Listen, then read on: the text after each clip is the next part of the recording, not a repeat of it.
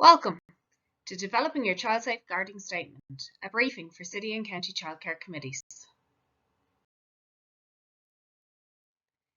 The aim of this briefing is to provide an overview of the requirements of a child safeguarding statement and to outline the child safeguarding policies and procedures which can contribute to creating a safe environment for children and young people.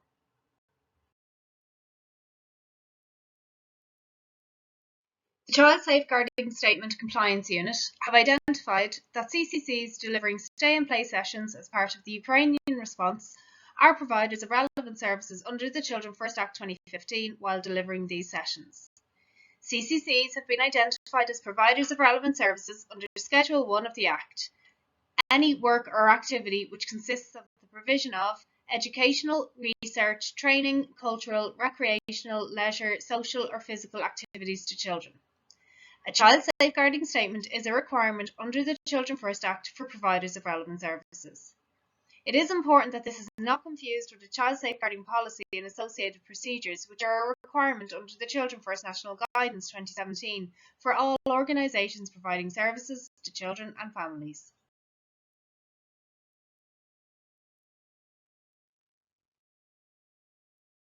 This presentation on what a child safeguarding statement is the first in a series of short videos to help you understand organizational responsibilities under the Children First Act 2015. It is produced by TUSLA's Child Safeguarding Statement Compliance Unit and is for information purposes only. In 2015, the Government of Ireland passed the Children First Act to help keep children in Ireland safe from harm. One of the ways this Act aims to help protect children is by making it a legal requirement for groups or organizations which run activities for children to do all they can to keep children safe while they are with them. Every organization where more than one person works with children in a voluntary or paid capacity is required by law to develop a child safeguarding statement. Under the Children First Act 2015, these organizations are called relevant services, and the person in charge is called the provider of a relevant service. A list of the types of services that have to write a child safeguarding statement can be found in Schedule 1 of the Children First Act 2015. TUSLA has developed a sample template child safeguarding statement which is available on our website. TUSLA has also worked with a number of sectors and large organizations to develop template child safeguarding statements tailored to their specific needs. A child safeguarding statement is made up of a few different sections, all of which are required by the Children First Act 2015. Your child safeguarding statement must include the name and address of your service or organization, and a short description of your service, what you do, and the principles you will follow in order to keep children safe while they are with you. A risk assessment. The Children First Act 2015 requires all providers of relevant services to identify how children could be harmed while they are with them, and to think of ways to reduce the risk to children of being harmed. This means writing up a list of the risks and listing procedures you have in place to try and protect children from those risks. A list of procedures. As well as the procedures you include in your risk assessment, the Children First Act also lists 6 procedures that must be listed in your child safeguarding statement. These are a procedure for responding to any allegations of child abuse against someone who works or volunteers in your service, a procedure to make sure people who work or volunteer in your organization are suitable to work with children, a procedure for making sure workers and volunteers have information and training on what child abuse is and how they might recognize it, a procedure that says how any child protection or welfare concerns will be reported to TUSLA, a procedure that explains how you will keep a record of who in your organization is a mandated person, and a procedure to appoint someone to be a first point of contact for your child safeguarding statement. This person is called a relevant person.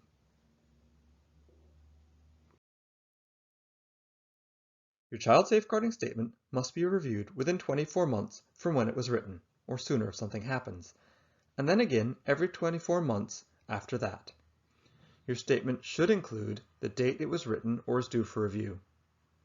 It also has to give the name of the person in charge of the organization, the provider, and include the name and contact details of who to contact if there are any questions about the child safeguarding statement. Once you have written a child safeguarding statement, a copy has to be given to each worker or volunteer. Also, you have to give a copy to anyone else who asks, parents, children, members of the public, or TUSLA. The child safeguarding statement must be displayed somewhere public where it can easily be seen.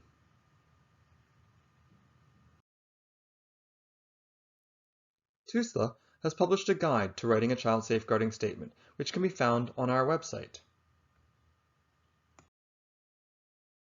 If you have questions or concerns about child safeguarding statements, you can contact the Child Safeguarding Statement Compliance Unit. Here are our contact details. You can also find them on the TUSLA website, www.tusla.ie. We hope you've enjoyed this presentation. Thank you for watching. A child safeguarding statement is a written statement that specifies the services or activities being provided, the risks of harm to a child, and the measures in place to protect a child from harm.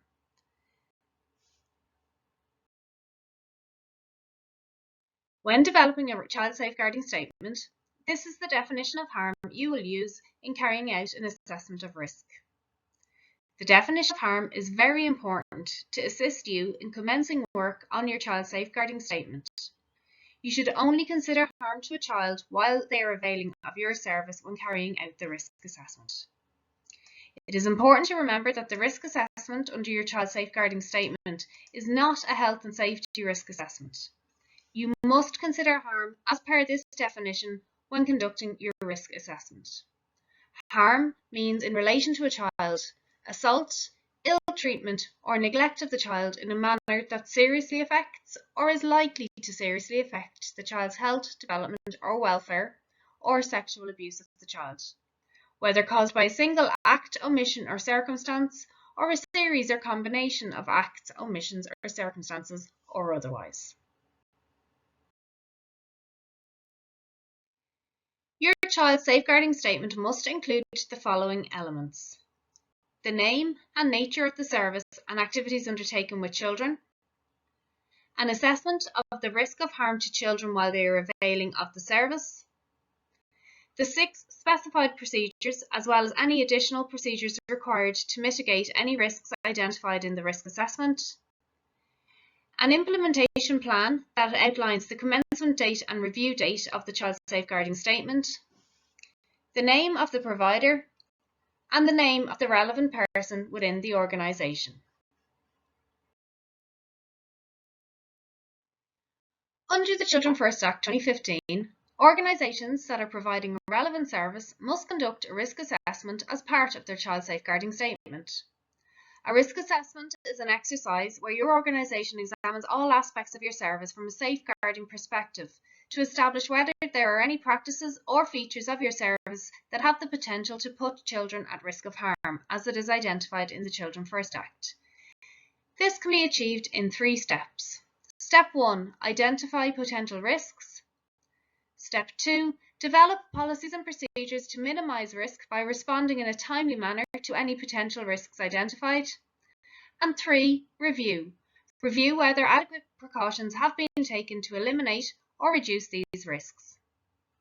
The procedures outlined later in this briefing will help organisations to mitigate risks that they identify in their risk assessment. Where relevant, your risk assessment should also include reference to online safety, and you should refer to the Children First Addendum. There are 6 specified procedures which providing relevant services are required to have in place. These 6 procedures were referenced in the Child Safeguarding Statement Compliance Unit video played earlier. These procedures are: a procedure to manage allegations made against any staff, worker or volunteer, a procedure for the selection and recruitment of all staff, workers and volunteers, a procedure for the provision of child safeguarding training and information for all staff, workers and volunteers, a procedure for reporting to TUSLA where there is a child safeguarding concern, a procedure for maintaining a list of the persons, if any, in the relevant service who are a mandated person, and a procedure for appointing a relevant person. The relevant person is the first point of contact in relation to your child safeguarding statement. Their name and contact details should be included on your child safeguarding statement. Additionally, providers of relevant services are also required to have in place any additional procedures necessary to mitigate any risks identified in their assessment of risk.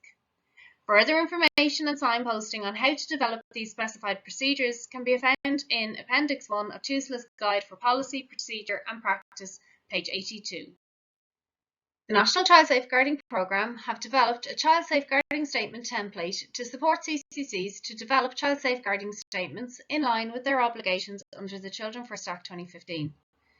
The next few slides will take you through each section of the Child Safeguarding Statement template, and please remember that all guidance notes in blue must be deleted before finalising your child safeguarding statement.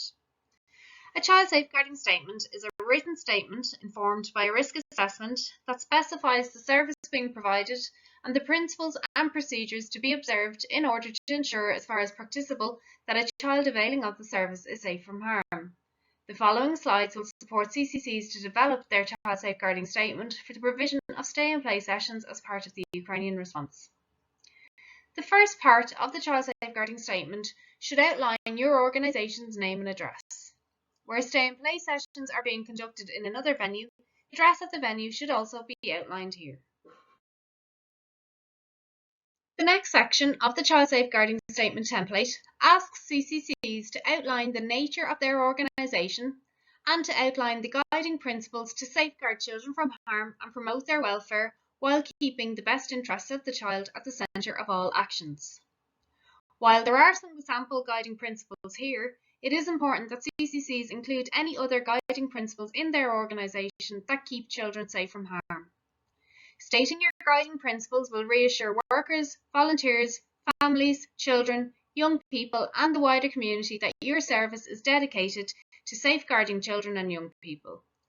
Guiding principles are a requirement in both a child safeguarding statement and a child safeguarding policy. Section 2, the risk assessment, identifies any risks that may be present and also outlines the procedures in place to mitigate these risks. Further child safeguarding policies and procedures that are in place to mitigate risks identified in your risk assessment, such as your organisation's code of behaviour, complaints procedure and confidentiality policy, among others, will be listed in your risk assessment and will also be made available to staff, parents, children, members of the public and TUSLA if requested. While there are some sample risks listed in this template, it is imperative that CCCs list all risks that are specific to the stay-in-play session that they are conducting. Further information on additional child safeguarding policies and procedures can be found in Section 6 of the CCI Child Safeguarding Policy Template. Section 3 of the CCC Child Safeguarding Statement Template outlines the procedures in place to mitigate any risks that are identified. In this section, you are confirming that your CCCC has, at a minimum, the 6 specified procedures in place in your organisation. TUSLA's Guide for Policy, Procedure and Practice states that it is important that organisations are aware of which members of staff are classed as mandated persons and that mandated persons understand their responsibilities. Your CCC should refer to Schedule 2 of the Children First Act 2015 to identify if there are any mandated persons in your organisation. The procedure for maintaining a list of mandated persons may not be relevant to your CCC. However, this is a specified procedure under the Children First Act, meaning that providers of relevant services are required to have this procedure in place. Regardless of whether there are mandated persons or not in the organisation, providers of relevant services must have a procedure in place that considers how you will identify which members of staff are mandated persons, how you will inform mandated persons of this responsibility, how you will add staff to the list of mandated persons, how you will remove staff from the list if they leave the organisation, and who is responsible for maintaining this list. The Final section of the CCC Child Safeguarding Statement template relates to the implementation and review of your child safeguarding statement. It is a legal requirement that child safeguarding statements are reviewed at a minimum every 24 months or sooner if there's been a material change within the organisation. The date for review must be noted on your child safeguarding statement. Further to this, the name, role and contact details of the relevant person under the Children First Act must also be noted here. The child safeguarding statement must be signed by the provider of the relevant service. The provider of a relevant service, as per the Children First Act, is someone who employs, contracts with or permits one or more than one other person to undertake any work or activity that constitutes a relevant service. The final slide provides links to further resources the CCCs might find useful while developing their child safeguarding statement. Thank you.